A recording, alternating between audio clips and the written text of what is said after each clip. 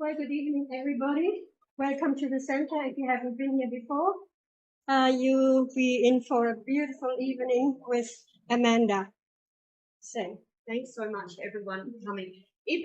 So you're here to learn why and how sometimes your intuition gets blocked.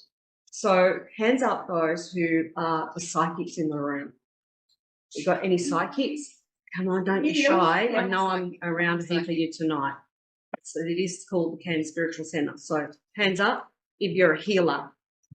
Healers, beautiful. Readers. Anyone else I've missed on the list? Just out of curiosity. Just curiosity, come here to support. We'll see what's going on.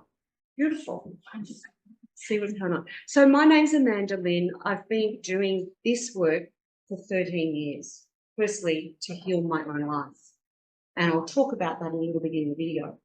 Tonight, we're going to work through some of the reasons your intuition gets blocked, because it doesn't matter if you are a psychic, a medium, a spiritualist, or just a human being who hasn't tapped into that yet. We've all got this ability. We are all innately connected to something larger than ourselves. And if we're not, we're still playing the ego game, right?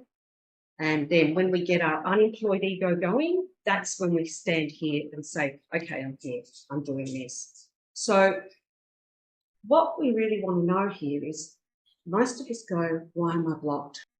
So you might be looking for inspiration at a part of your life, trying to tap into some of your intuition, trying to get some messages, or maybe you're just wanting to get the healing messages coming in from your clients or your reading. Now, most of you think, and you'd be right, that it's your energy system, but it's also your brain. Your brain is connected to your crown chakra. We're going to talk about the aspects of the brain and why you get blocked and what you can do about it, because that's what we're really here. But we don't want to know, like, the problem. We want the solution, right? Yeah? Okay. So I'm going to get started with, I'll leave some questions to the end if that's okay. So tonight we're going to go through the brain and the crown chakra and the connections. Brain Science 101. Now, I know that you did not enroll for the Diploma of Brain Science, so I'm not going to throw all that at you. I just want to give you the basics so you can say to yourself, hang on, what's happening right now? Oh, it must be my prefrontal cortex. Let me do something about that. That's what the brooch is about, by the way. So you go away with a little bit of knowledge, enough to get you through. Because at the end of the day, it's the intuition we want, right? We want to tap into that. 10 main reasons your consciousness or your intuition gets blocked, because chances are you've had at least 5 of these in a time period. I'm going to introduce eye-emotional processes, which is the work I do, and our 10 self-check questions that you need to get unblocked when you're blocked. I don't want you to just come here tonight and say, oh, great, that was a really wonderful experience, and now let me get on with my life.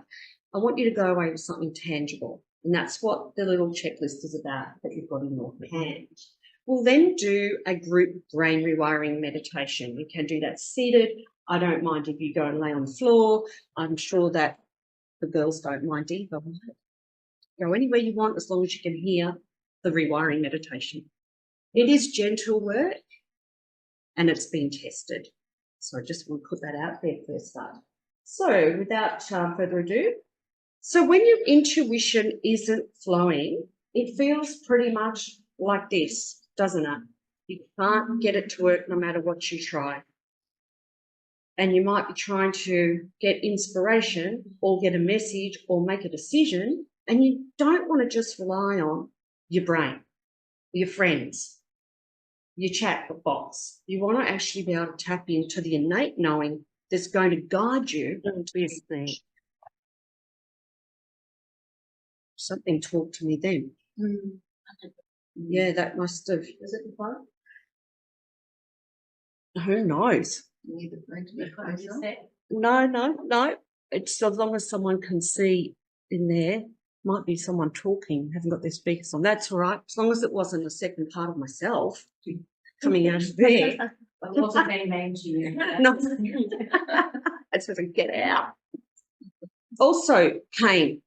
Pain is a significant indicator that we're blocked because our energetic body, our energy system lives inside a physical form, and our physical form gets blocked in our tissues. Now, Gail and I are kinesiologists, so we know a lot about that, how emotions run through the meridians and land in the organs and land in the cells and land in the tissues and show up as pain. Now, you might get pain in your stomach, you might get it in your knee, you might get it in your hip. We've all got it in different ways. So when we get pain, we've got to say, hang on, something's blocked and I've got to know what it's about. And I'm a big believer that you just tap in and you hold that sore spot. You say, tell me what this is about. What's this about? If you don't get an answer straight away, that's okay. Get your consciousness out of it, come back a bit later, do a rewiring meditation, generally because you've got an emotion stuck on there. Because emotions get stuck in the body. Yeah? And can cause dis-ease. So that's another indicator. Hey, my intuition's blocked. If I've got pain, I'm not going to be able to tap in. We can relate to that, yeah? Or can relate to that? Yeah, good, good. All right. So also picking it up on someone else's energy. You know, we are part of a collective consciousness. I mean, I'm not talking to a brand new audience of knowledge here. Like, you guys know this. Just down here, if you haven't been here before, is this library that's amazing, like really incredible. So those books are going to tell us that we have got energy and we can pick up on someone else's energy. We can walk into a room and we're drained. It's not ours, but our system's blown open and we picked it up. And we go home and say, how am I going to get out of this dense mess? Rewiring. You might have a client, if those of you that work with people, who's really heavy and they leave a little bit of their dross behind. And you think, look, thanks for that. Thanks for sharing your dross and leaving it behind for me. Clean it up with some rewiring. Get your aura sprays out, do all that, no problem.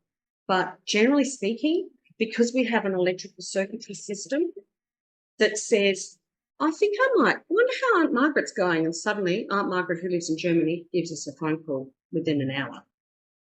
That's that electrical circuitry. It's the same one that picks up when you're with a client who's off. So we don't want that transference. And if we pick it up, it makes us drained. So again, rewiring, get it out of our mess. We don't want to grab that. And also, we all know what it's like when our intuition gets scrambled and somebody's checking in, especially those who are employed to read. So I'm going to test this person out. I bet they don't know what they're doing. And, you know, the silent ones, they sit there and like, and you're thinking, come on, just give me something, like just a drop so I can keep moving on.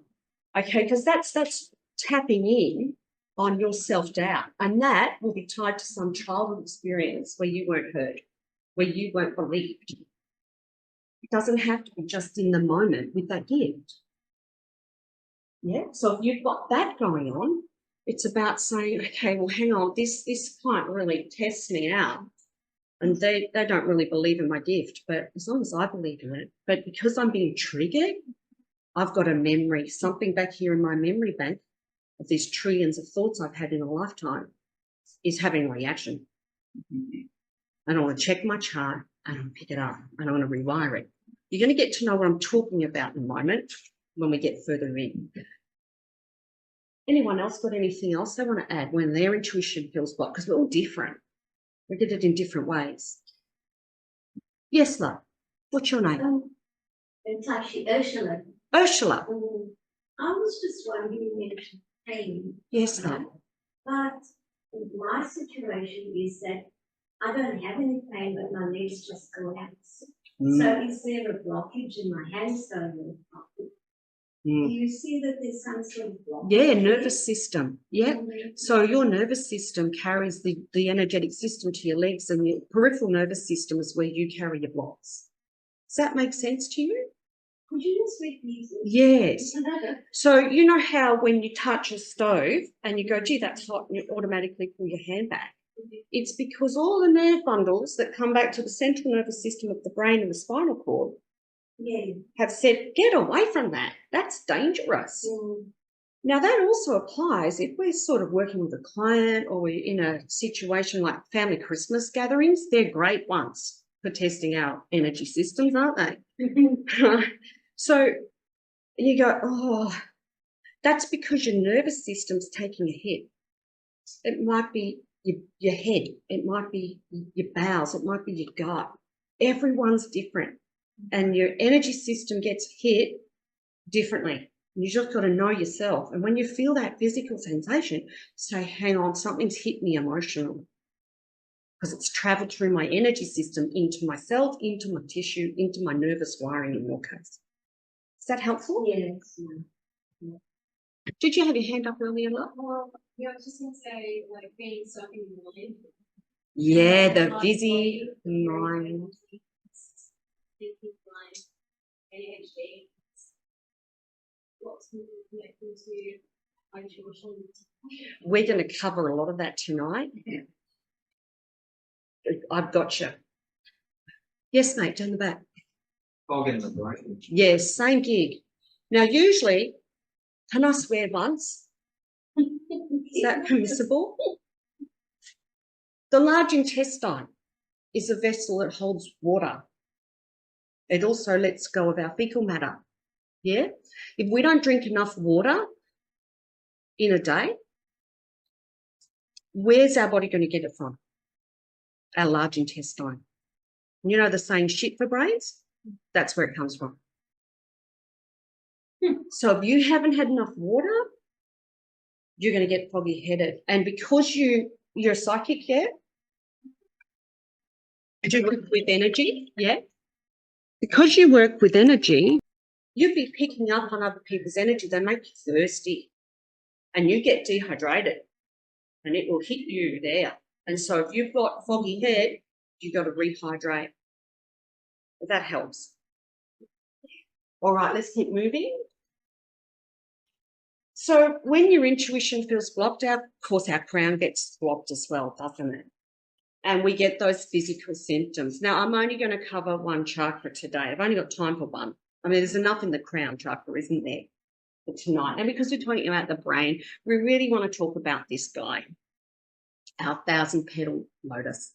With that, we have emotional symptoms. Your ADHD would fire when your crown's off. Right? And we feel disconnected. We get into that cynicism. We get into that narrow-mindedness, the human gig. And at the end of the day, guys, if you're sitting in this room, you need to hold some light because out there it's pretty dark. And one spark of your consciousness can help 100 others out there that are dark. All we have to do is meditate and pray and send that light. So it's important we keep our light up and we know when to tuck in and we know when to, I'll say rewire. You're going to hear that word a lot tonight. And you also might feel a lack of purpose. Yeah. And what am I doing with my life? And I bet, in fact, a lot of you readers in this room are going to have people come to you saying, what do I do? I don't know what my purpose is. What's my life purpose?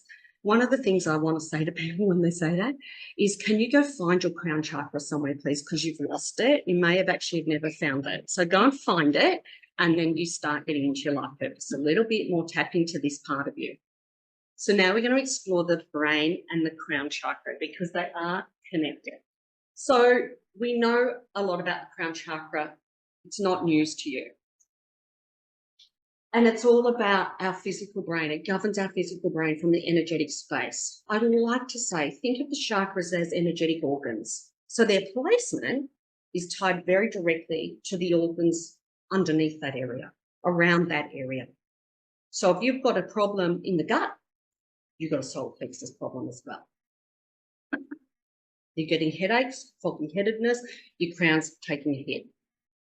So we also get from the crown chakra this mental clarity, because when our crown's on, our brain's aligned, we're good to go.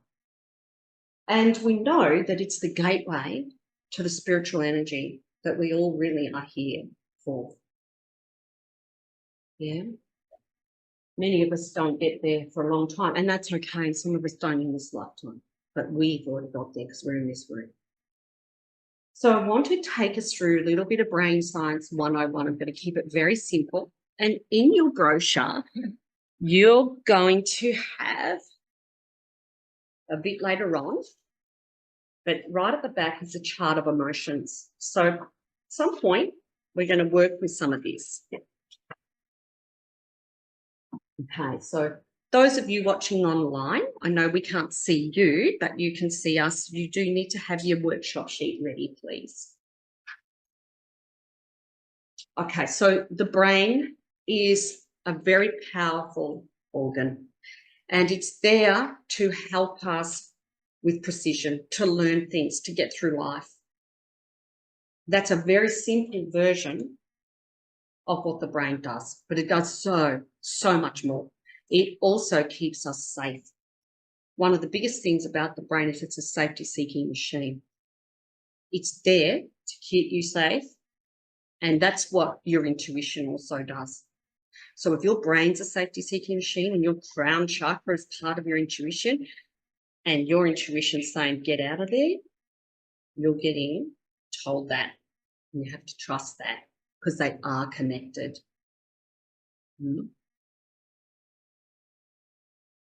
So think of your brain as an electrical receiver and translator of intuition and consciousness.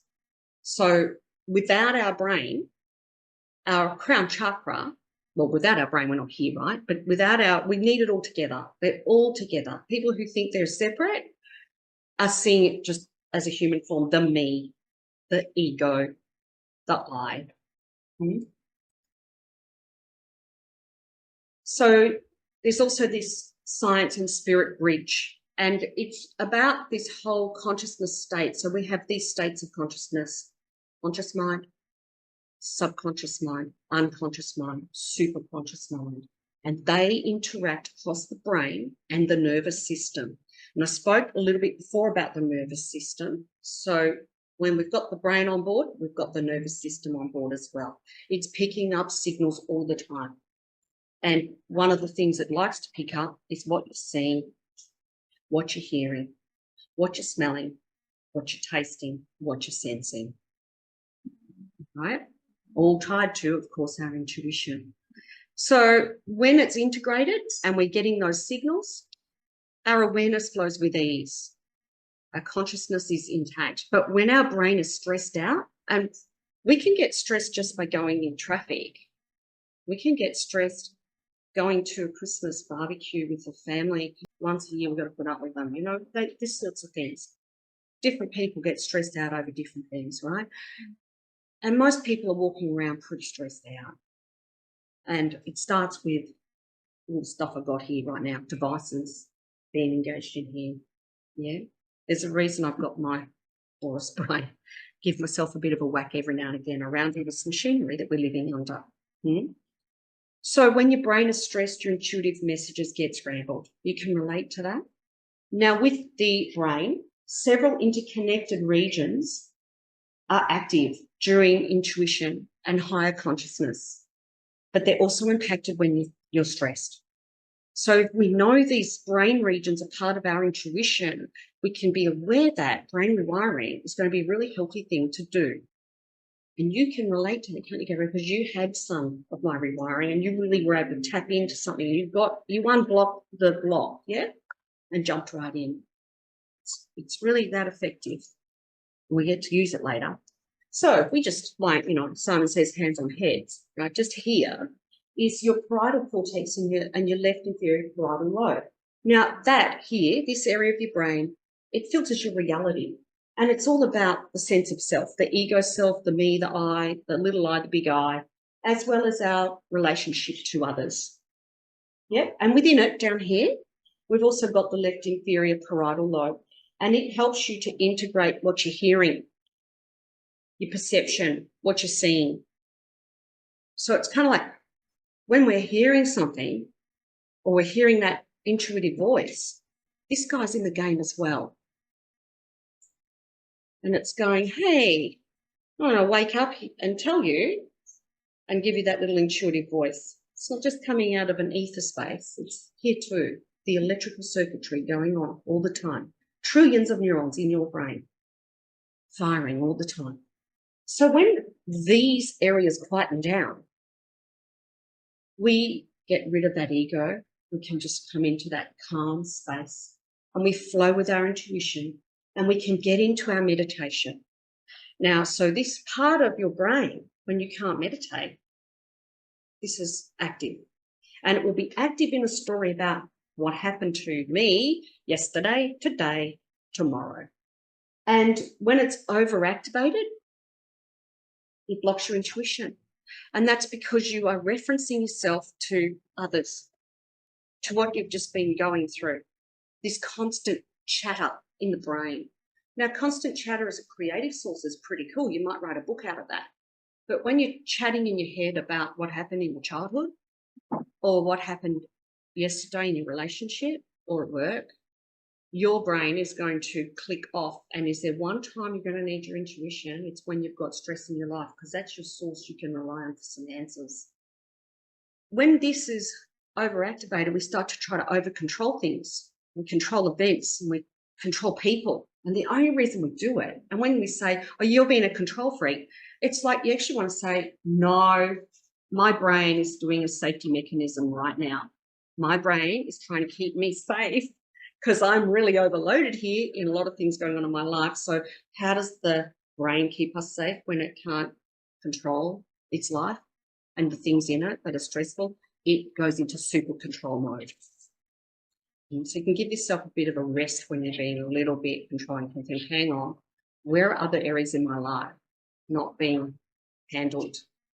Because this is coming out right now and I'm going to do some rewiring on it, because then I can activate the neurons in this area, which you'll see later on, and move them out and change the grooves. So the stress in action we might see is you want to receive the intuitive guidance, but your mind won't stop analysing or second guessing what's coming through, right? And you say, am I making this up? Is this part of, what I can trust? And should I do this? Shouldn't I do that? I don't know what to do that way, okay? So there's this sense of separation and self-doubt, and it's blocking you and it's blocking your intuitive activity. The prefrontal cortex sits behind here. Now, Gail and I being kinesiologists and all, we see kinesiology in everyday life. When you're stressed, when someone's stressed, they go like this. What they're trying to do is bring the blood back to the surface here, get the brain back into gear, and get it out of the limbic system. So when you're doing that, or see someone doing that, you're thinking, hang on, this is an automatic limbic system restoration response, and I'm trying to bring it back. This beautiful prefrontal cortex, when we're planning, when we start journaling all of our ideas and we're writing our book, or we're doing this wonderful craft, or we're doing our career or getting our business off the ground, this guy is helping you get that action going, okay? And it's integrating all the parts. And so when that's calm and balanced, we can quieten the voice because the limbic system's not on board. It's not interacting with it.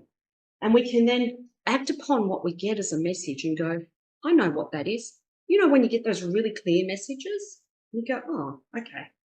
Yeah, I don't need to second guess that. Yeah.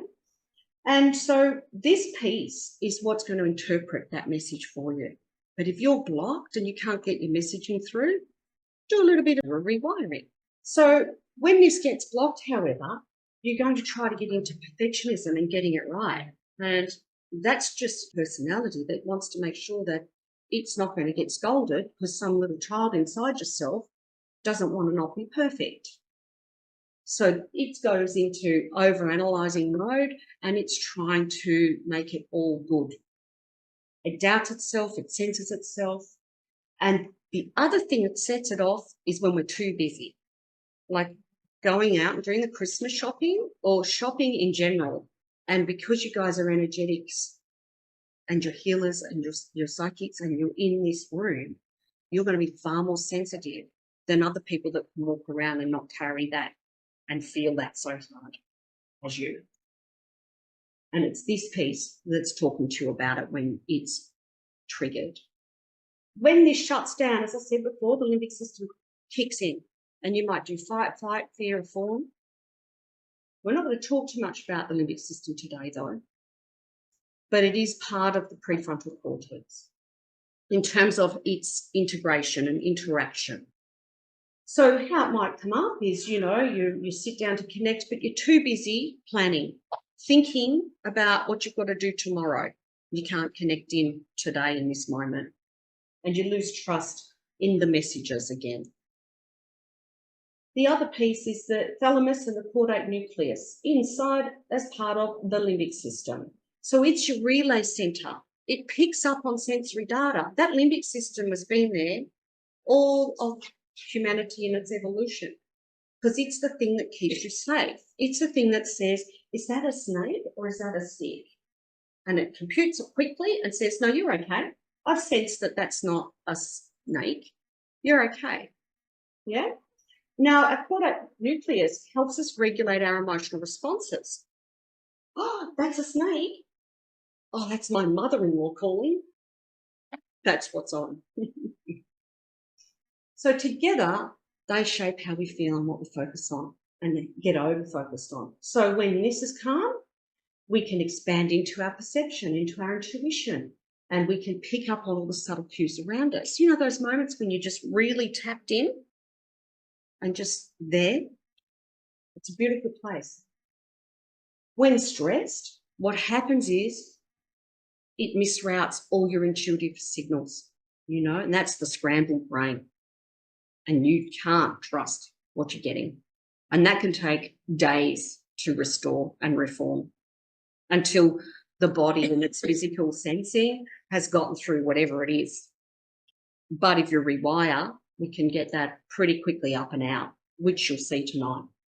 This will also create confusion, sensory overwhelm, emotional reactivity, and that can also get triggered when we're dealing with someone who might challenge our gifts, you know, and I'm most certain that every one of you in this room has had a relative or a friend challenge your gifts. Welcome to the initiation. You want to be thankful that happened, because it just keeps making you strengthen your gift and go, I'm going to keep going. I'm going to keep shining my light despite your narrative, despite your opinion. This is what we're going to do. Yeah. So if this is like triggered because someone's challenged what your natural gifts are and they're not really understanding who you are, this is here in the game, triggered. So you can imagine that's why it takes so long to settle the story down. You might talk about it 3 years later. All right. So if this is in stress, then what will happen is you can't tap in to get inspiration, and all those life stresses you've got going on misroute your signals. Because we do all, even though we're all in this room, we're healers, psychics, or something of that sort of nature, we all have a life out there with people who do not do that work. And they bring their stuff in, and we have to try to hold our light there and light candles and burn sage and do crystals and spray rooms. But the brain's still not getting diffused. It's still stressed out. So this periaqueductal grey matter, which is a beautiful part of the brain, it sits in here just inside the midbrain, the top section, and it is really part of our intuitive state. And in fact, it's really important to manifesting this part of the brain, because if we can emotionally regulate, then we can align with what we're trying to manifest. If we can have empathy for somebody rather than being triggered by their experiences or trying to blame or shame, we can create what we want to create and keep shining our light rather than being drawn into the human drama. When it's calm and balanced, it can dissolve all the fear-based responses, and it opens our heart-brain connection. And the heart-brain connection is a thing. So when we've got this imbalance, we can tap in and our intuition flows beautifully. When it's overactivated, we become overwhelmed by those limbic emotions, the survival system, the keeping us safe system, right? And chronic stress can keep this on. So if you can't sleep, and if you can't shut that mental mind down, you've got to take the stress out, rewire the stress first, and get into a calm place, calm the brain down. Yeah? We can get defensive here too. When the periaqueductal grey matter's on and it's triggered, we can get defensive. That's when we kind of say stuff and then, oh, I wish I hadn't said that. That's, you know, that was my stress self talking. Let me get back to my rewired self. So if you want to feel calm and connected, you've got to have this rewired. Okay, otherwise those stress thoughts will dominate. And that's the stuff where people go round and round in circles and back around again and then back around again. And they don't really get a full resolution to a problem because they're stuck in the brain, looping around in the same grooves. And we can't get answers and solutions when that's. So the thalamo-cortical loop is an ongoing conversation between the thalamus and the cortex, which we've looked at today. So this constant looping action, it's creating this sense of awakeness, awareness, and being connected to outer and inner experiences. So it's this ongoing information, receiving and sending all the time. All of us are activating it right now because we're taking note of the screen, we're taking note about here, listening to cars. Where is everyone in our lives right now? Things on your mind. So when this is balanced, there's this neural rhythm that goes beautifully and intuition will flow lovely. That's why you can tap in sometimes and be in a really good zone. And when you are there, naturally, use it. Don't get distracted by the phone or the neighbour that needs something done. It's your time because your flow's on. Yeah, your looping's moving, so let's run with it. When we've got these clear communication channels going, we can get the intuitive information we want. And it is affected by stress, anxiety, and emotional overload again, and our intuitive signals get lost. So in action, if we're trying to meditate or be intuitive and we can't settle the mind down, our thoughts are elsewhere, this is stressed out and you're not going to be able to tap into your intuition. You will get foggy. That's back up here. Yep. This part is on board and disconnected from your higher self. So that's your brain science over. How'd you cope? We're still here. No one wants to run away. Does anyone need water? Keep hydrating though, because right now you're learning lots of new stuff. So lots of pathways are opening up and that's going to be thirsty for you. All right. So there's the 10 common reasons your intuition gets blocked. So it's trauma and human dramas. That's a big one. And I bet all of you could say right now in your life somewhere, one of those is going on. It might be an old story, or it might be a very current thing. And we know when that's on board, our limbic system is moving and our intuitive consciousness and our crown is not. So best thing we can do is rewire these negative thoughts and go, I'm here. Now my brain's sorted. Let me get back into tapping in. Okay, the ego or the fixer mindset. Now, that's not hard to do when you're trying to work with others or your family, or you've got a gift and you have an innate knowing and you want people to be healed and helped. But they can also block us. So we've got to be really careful of that. Self-doubts, client doubts. We all know what that feels like, right? And overthinking, mental chatter, which is what we've talked a lot about tonight. Physical stress, obviously, big number one hitter, but we know that this is a common thing. Psychic overload and transference. I don't think any of you could go Christmas shopping and not come out within 10 minutes and go, oh my God, I'm sorry, where's my aura spray? Let me start there. And where's my protective crystal? Because you pick it up. So it's that knowing that you can absorb and knowing where your boundaries are. And when you're really overloaded going, you know what? No, sorry. I know you really need my help, but right now I've got to focus on my aura or my brain rewiring or something, protecting myself here. Because otherwise you're going to be fragmented and then you'll wonder why for 3 days later you're drained.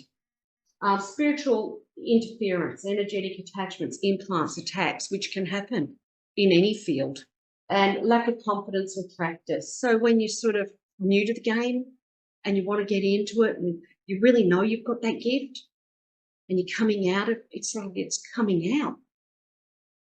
And it's a big thing. But you also doubt your gifts because you're still building in it. But give yourself that grace. Chronic stress from unresolved life issues, they're the ones that keep circling. So if you keep getting the same problem or a similar problem with a different face on it, it's karmic. And it needs rewiring. And it needs you to delve in and go, okay, look, I know in my last life I might have done something like that, but come on now. Here we are again. I've got this pattern. Let's keep rewiring and changing it because I'm building karma all the time by my thoughts and my actions and my words. Can I put a stop to that? And our emotional overwhelm. We all get triggered. And I'll tell you why soon. So these blocks have all got one thing in common, and they block crown chakra. But we can rewire them. So all these lovely practices that you guys do on the regular are helpful. They're really helpful. We've all got our toolkits, okay? But what often gets overlooked is the brain and nervous system rewiring. And when you can tap that in as a tool as well, add it to what else you've got, you can sit there and say, okay, is this an energetic implant that I just need to spray a bit of sage spray on or burn a stick on or tap a shoe over? Or is this something coming through my brain as well that I need to rewire because I'm having a trigger? So rewiring brings clarity and calm. It calms down the neurons from those places that I've shown you in your brain where they're overactive. Instead of being, imagine, totally fired in your left parietal lobe, all there, all active, we rewire, we bring it back into integration. Instead of dragging grooves through on the same thought form, same emotional freeway.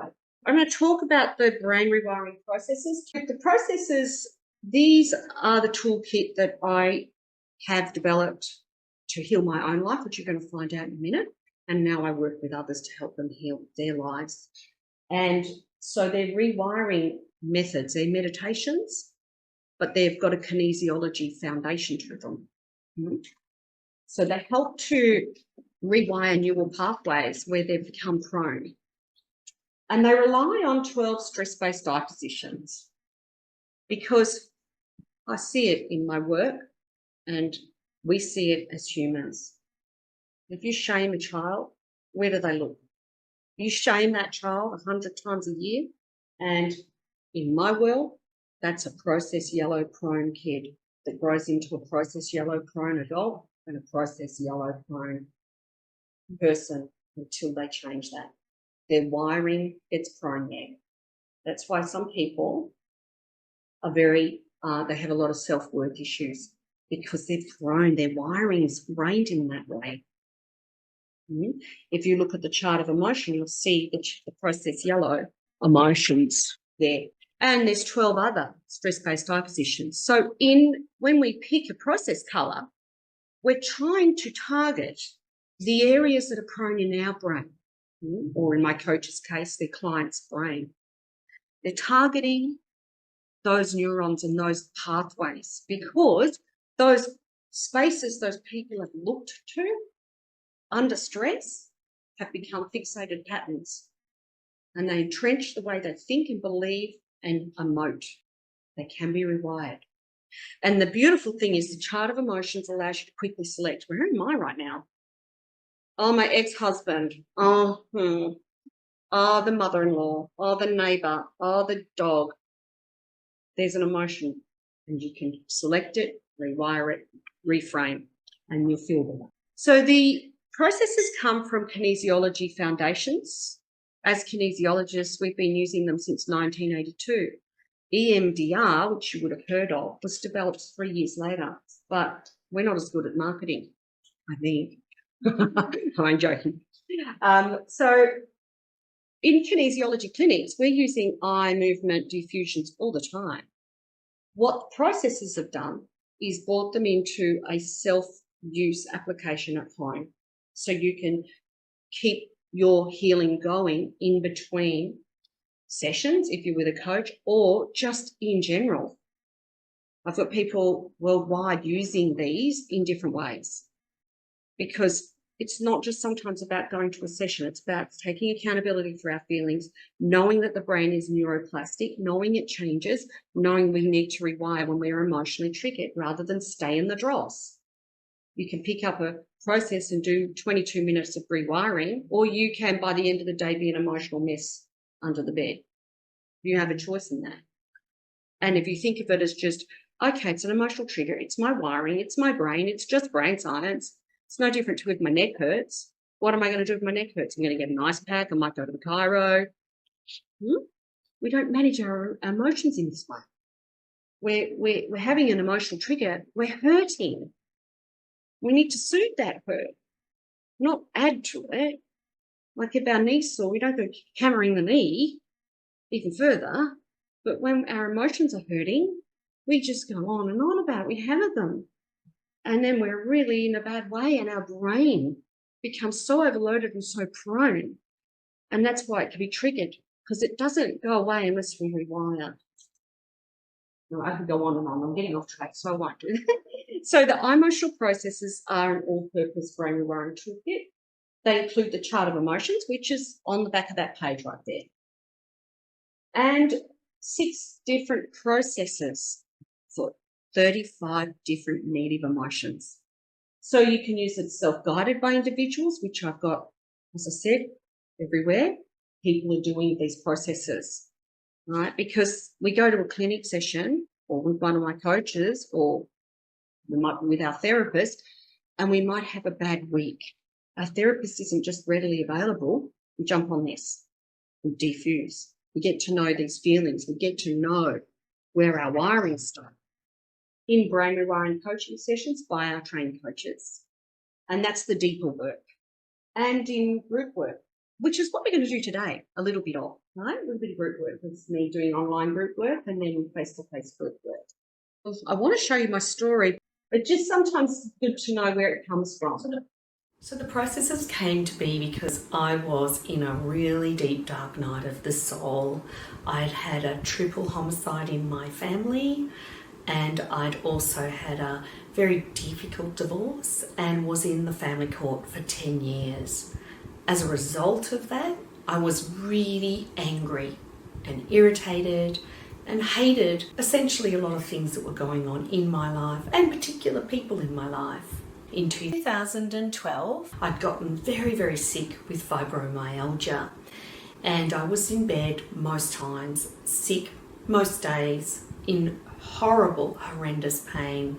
And in the early weeks of January 2013, 2 friends who don't really know each other separately said to me in the same week, "Amanda, you used to be such a great kinesiologist. We know you've had to give that away while you are dealing with this part of your life, but why are you not using kinesiology on yourself to get better?" And because I heard it twice in 1 week, 4 days apart, I realised that was a big sign from the universe to actually get my tools out and get my information and my kinesiology up again to help myself get better. So I grabbed my books and I started to self-muscle test what I needed to heal me, to heal my mindset, to heal beyond this anger I was feeling and the place in my life that I was stuck in. And that's why they were created, to help myself out of the darkest night of the soul. By the time I got to 2019, my oncologist said, after 6 years of treatment, monthly at the Lisbon Centre, "Amanda, you're cancer-free." And I knew that my mindset bricks were not going to help my cancer. And I had to get over that, and I had to rewire them. So when I got given the all clear, I thought, you know what, I'm going to get these out in the world, but not before I do 100 case studies. So I spent the first year doing these case studies, which is what you see in front of you, because I wanted to make sure that, I mean, it was a tool for me. So I better make sure that it's going to be okay for others. So there was a lot of tweaking and changing that made it more accessible, and these were created. So we recorded a recording studio over at the back of Irville. This guy, he has guitarists, drummers, And suddenly we arrived with a massage table and these silk colours and stones. And he's like, what is this? I said, well, it's just part of it. So you have to go with it, Nigel. So we set this up in the recording studio, and the energy systems of the kinesiology went into these meditations you're about to hear. So they're not just my voice. They're energetic codes and systems. It's like having a little mini kinesiology session in your back pocket. And beautiful Maurice, my musical composer who channels this most divine music, she's got it in the background there. She said we did 2 days of this in the recording studio, and then she said, Amanda, I know they're your babies, but I need to do my thing now, and I need to channel and guide in here now, so can you trust me with them? I said, absolutely. And she's come out with the most beautiful music in the background, all these tones, all the energetic frequencies that match the colours and the emotions. So not only are we dealing with eye positions, but we're dealing with a kinesiology framework, and we're dealing with sound healing. Really powerful. So is this in conjunction with medication or totally without medication? My cancer journey, you mean? In general. Yeah, in general. Depends on, like, that's why we have the coaches program. Yes, and gotcha. yeah, because I would not say to a person just using it in a self-guided way, if they've got a condition, what else are you doing? You know, I'm a believer that we are in a village, and there's a lot of healers around us, and and we are our own healer as well. Yes. And I like to teach people, tap into this innate part of you. Yes. So and in your condition, there's an incredible amount of loss and grief. yes. So I don't know if you got through it, but amazing. Thank you. Story. Yes. Thank you. One process at a time. Because if you knew the Amanda back then, I was pretty angry. I'd walk into school with my daughter. And I mean, I love my daughter, but I had to walk past a whole heap of people that were taking sides and didn't know the truth. And I kept just so angry. And I could not live that way because it hit me in the chest. And I lost my breath because of it. But I also found my freedom, and I found our freedom, and I found a healing tool that was going to save others as well. And I've worked with thousands of people now, and since that time, and trained 83 practitioners worldwide, and they're healing people and they're helping people with this tool. And it is so beautiful. Thank you. When you do it, you'll go, oh, wow. You know, and that's why I keep going. And that's why I show up. And I love seeing the transformation it makes. Essentially, you've got 50,000 thoughts a day and up to 27 different emotions a day, 35 emotions on the chart of emotions, and they support the rewiring experience. These are the wavelength frequencies. So if you think of 700 nanometers as a microwave, and red, the emotions of red, no choice, despair, powerlessness, shock, are 650 nanometers. And the higher up we go towards this gamma ray and cosmic ray, the more high towards the chart we go in those feelings and fields of love and hope and trust. Okay, so we've got our activity. This is the bit we've all been waiting for. So just inside the booklet is 10 questions. If I can get you to take a couple of minutes, and those of you online watching, if you could please do your 10 questions. Take your time, answer honestly, because we're not sharing your answers. They're just yours. So if you could view, I'm going to pop the chart of emotions up for you. So if on the chart of emotions, blue is angry, red is powerless. So yeah, just finding the emotion that relates to the question so we can pick which rewiring we're going to do.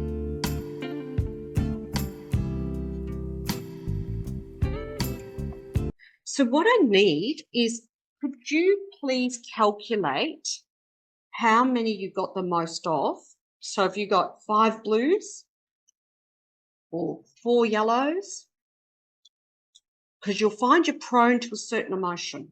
Because the different eye positions are in the different meditations, you will sweep up some of the other stuff. You think, gee, I didn't realise I was upset about that in that way. So calculate, and I'm then going to find out. We're going to rewire. So we're about to do some rewiring. Hello, everyone. Thank you for your patience tonight. So we're about to do some rewiring and we work with the colors, we work with the chakras. You'll love it.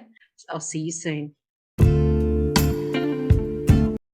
So brain rewiring work is very thirsty work. You may find you need to have a bit of water very gently. So just do a last chart check-in and see where you are and identify that. On the back of your sheet, there's the chart as well. And the steps are, we're at step 4 now, just the chart check-in. So after listening to a process, you'll find you've gone up the chart of emotions. From where you were, even if you weren't in the indigo, if you look back at the chart now, you'll find you've gone up a layer, if not higher, in regards to that thing that's been on your mind. Now, the beautiful thing about emotions is that like attracts like. So the realm of possibilities when our emotional charges are in the high vibration is really good. So things can shift and change in that thing you've been concerned about just because you've done some changing in your perspective and your perception. So I don't want to ground you too much because we've come to the end of tonight, but I do want to just take last minute questions. If there's any questions from the online mob, just pop it into the chat, please. Many people are watching from replay later. And any questions from inside the room? When you're doing the eye movements, Yes. I've noticed if I do it quickly, I catch what's going on, but if I do it slower, then I'm able to see a little bit more. If you go really slow, then I can probably it's too slow. Yeah. So then it's hard enough from speed to go up. Yeah, and I say to clients and in the actual meditations themselves, it says in a pace you're comfortable with because we're all different. And when we have a fixation, like the little child that's been shamed a lot, they may find that that eye movement is really glitchy and hard. And if you found that in any of those eye positions, it's because you've had a neuronal path formed in a part of your brain tied to those thoughts. Does that make sense to you? So yeah, the pace you're comfortable with is the most important one. And I find too, when people are doing the blue, like, especially when they've got those emotions going, the anger, the hatred and resentment, they're either like, it's kind of like that same expression of that emotion. Any other questions? When you get to, embracing love, creating and you're really looking at a point where you're actually doing a lot of gratitude and mindfulness, I mean, how do you use the techniques that you're using with your eyes? Would you need another take? Because that really the low energy, but if you've gone up here and you're working towards it, is that something that you provide? Yes. So if you go to the QR code there, and that's a great question. So you'll be able to access those processes, but they are affordable, lifetime access. You don't have to pay subscription fees, and then you've got them. So whenever, because we have all those emotions in a single day and they're attached to thoughts, and when something's holding us back, our emotions can be anchored in that too. And then we don't get any movement. And that's what we call a manifestation block, right? So yes, the toolkit requires you to take conscious reflection on the chart, check where you need to be, and rewire. And as you saw, you go straight up the chart. Sometimes if you're down in the red, you might have to, because of the density of that type of emotion, you might have to go to the green the same day, that same afternoon. Sometimes people go through really big traumas and they're doing 3 or 4 of these a day for weeks, and then they see a shift take place. You will know when you change your mindset You change perspective, perception, and you change your life. Things show up. That's why I say trust the process. Just do the process and trust the process to deliver the outcome. I've seen it time and time again. So yeah, the chart is the thing, processes are the tool. It's just that simple. And obviously things like this are the add-on extras that help people deliver it and use it in a certain way. And so you've got those long-term critical situations, and you've got very short-term critical situations, like you're different cards. Yes. Again, you can sort of modulate as music. Yeah, anything like that relieves a trauma imprint in the limbic system. So it acts like a movie that just keeps going around in a fragmented way. So that's why people can be quite triggered with things like a trauma, a car accident's one. Like and I'm allowed to say this because it's going in my book.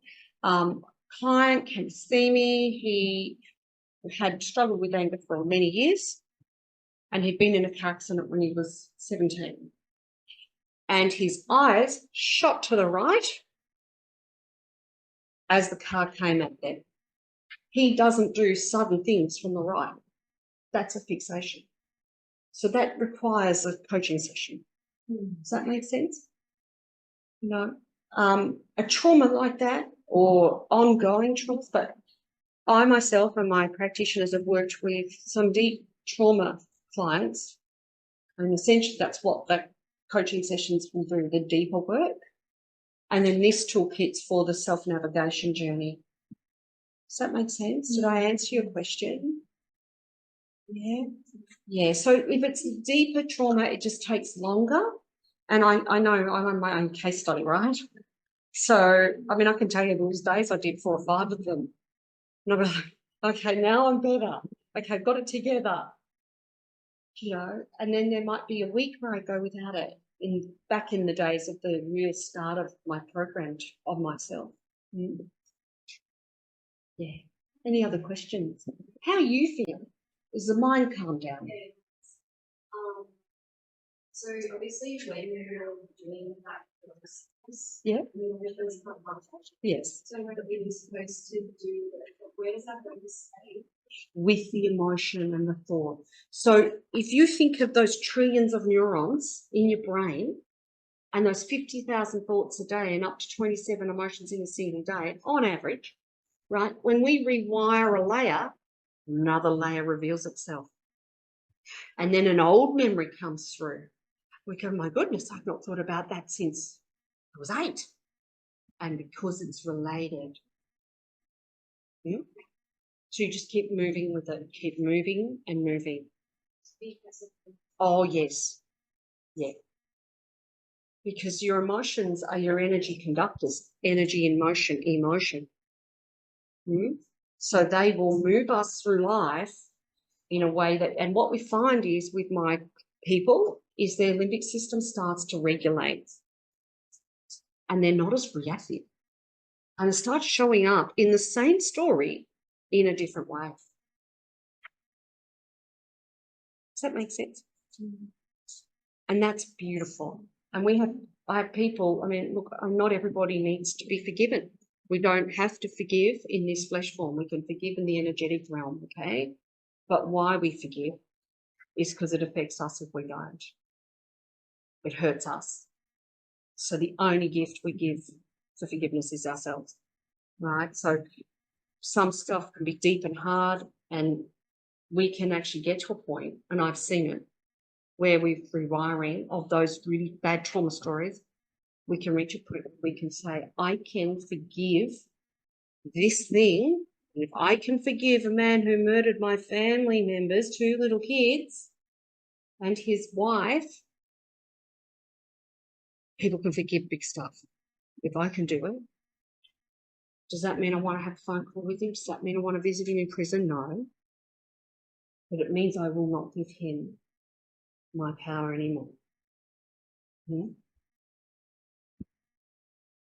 So I can see where those traumas can change through rewiring, but it starts when you start to take the layers off safely. Like right now, none of you feel triggered, right?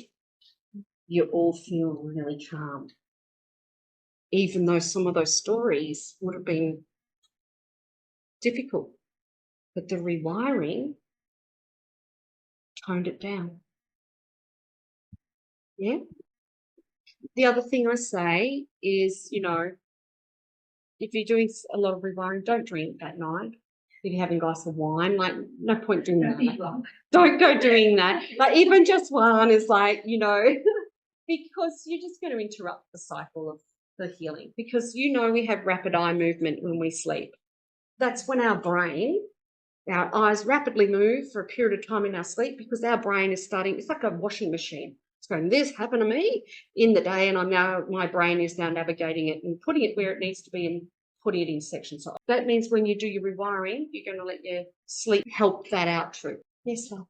Another question is just trying to remember from the meditation, it was I was seeing like a direct experiences before that bring up those emotions. Yeah, so there is a space where we're usually not bringing as layers, and you start having memories and emotions, you start to heal from like it's repressed or whatever. Is that within these meditations, or is there other ones that are focused like not solely on the present, or do they just come up? No, they come through. Even though it's yeah. So you might start with a current story and go into a process and do a couple of minutes, and then suddenly you think, whoa, I haven't thought about that for 2 years. It's coming through the wiring. It wants cleaning. It wants shifting. It's part of, you know, think of it as like, does that make sense? Yeah. So you can go in, if you've got like a past story that comes up as a memory in the conscious way, and you're at work, and something comes up and it gets triggered, you can go and listen to a process about that old thing. It doesn't have to be the right now stuff. We just entered that way today. Yeah, I put people on processing journeys where I'll say, this is what I really want you to think about. And I'd like you to do 3 of those a week for a month and change the emotional frequencies. Give it a go. And the good news is you can just get one process. They're $5.99 each. That's really affordable. If you can afford a cup of tea or a chai latte in my case, you can afford to do this for your mind and change your life. Or you can get the bundle yourself. I'm so sorry. No, please, the questions are great. I really like this perspective, and I get so much value out of like integrating neuroscience and bridging science and spirituality, because I mean, like, I'm completely open to spirituality and metaphysics, but I find so many people closed off to it because they're just so like, oh, science doesn't prove it. So it can like bring it open to a wider audience of like, they just need you to go, oh, but hey, that's science stuff. And then now they're open to this process. And it's also like, I just really like that. It's a lot of people do like spiritual bypassing these days with like healing. Yeah. But the like psychological and mental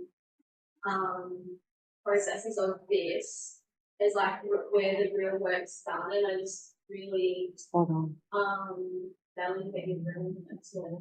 Thank you, love. Yeah. So sorry, is it the QR code that's on the brochure? That's the QR code to the process shop. And there's a free one there about money, because we all need to rewire our stories about that, don't we? And it's free. Getting started on the vibe right now. Thank you. I just value that you've all come tonight, and you guys online. Thank you for the love. Find freedom, experience joy.